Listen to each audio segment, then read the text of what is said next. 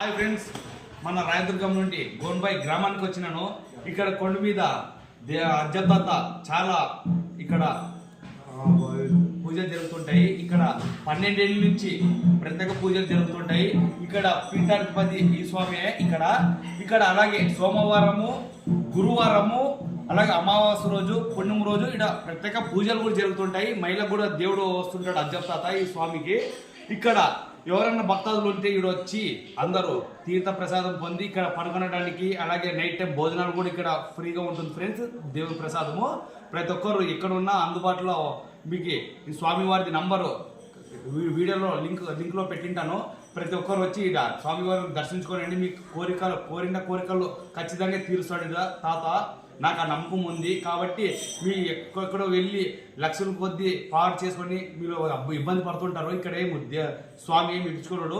మీకు అన్నదానానికి ఏదైనా మీకు తెలిస్తే ఇవ్వచ్చు, ఇబ్బంది అంటూ లేదు ఫ్రెండ్స్. డబ్బు లేకుండా వచ్చి మీరు దర్శించుకొని మీకు ఏమన్నా ఇక్కడ స్వామికి మహిళకు వచ్చినప్పుడు మీ ప్రాబ్లం అడిగి తెలుసుకోవచ్చు. ఫ్రీగా చేస్తాడు. దీనికి డబ్బు ఏమి ఉండదు ఫ్రెండ్స్.